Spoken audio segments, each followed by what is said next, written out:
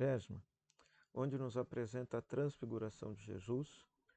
E nessa cena, Moisés e Elias conversam com Jesus, e depois que se tem a voz do Pai dizendo: "Este é meu filho amado, escutai-o", Elias e Moisés desaparecem, permanecendo somente Jesus. A grande catequese do texto é ensinar que a igreja, simbolizada por Pedro, Tiago e João, agora entendem que a revelação plena de Deus é a pessoa de Jesus, o próprio Filho de Deus. E por isso não precisa-se mais escutar Moisés e Elias. Moisés simboliza a lei. Elias simboliza os profetas que anunciaram a vinda do Messias. Ora, se Cristo é o Messias, não precisa-se mais escutar os profetas, pois se os profetas anunciavam a palavra de Deus, Jesus é a própria palavra de Deus que se fez carne e habitou entre nós. Já Moisés é o legislador, aquele que simboliza a lei, né? E Paulo vai nos ensinar que a lei serviu como um pedagogo até a chegada do tempo da graça que Cristo instaurou para todos nós, né? Então, por isso que devemos escutar a Cristo. Cristo nos salvou pela graça, aderimos a essa salvação pela fé e a manifestamos pelas boas obras, e não pela obediência à lei, seja civil ou seja religiosa. Elas estão aí apenas para orientar a nossa vida, mas não têm um valor soteriológico, não têm um valor de salvação. Apenas conservam a salvação que já nos foi dada gratuitamente em Cristo. Agora, do ponto de vista prático, como a gente deve saber se a gente está escutando mais a Jesus do que ao Antigo Testamento? Simples. Basta ver os nossos comportamentos.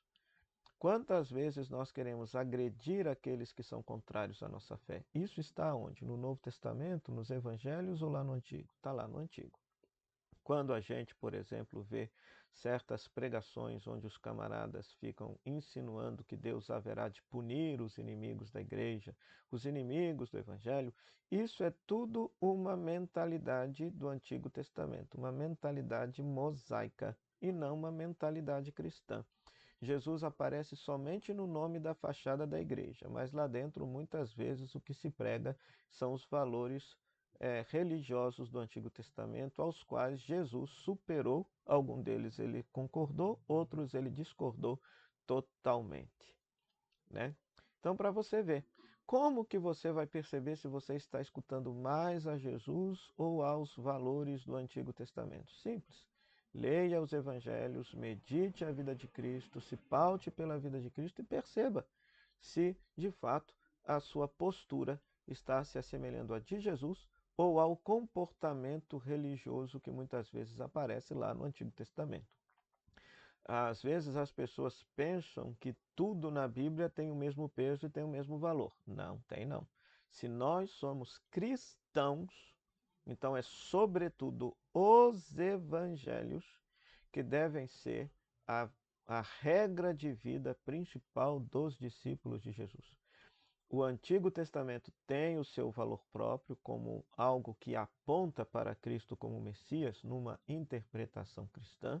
E conforme eu disse, há situações do Antigo Testamento que Jesus concordou e há situações do Antigo Testamento que Jesus plenamente discordou, né? Então, se eu sou cristão, eu devo dar atenção a esse tipo de situação. A esse tipo de situação.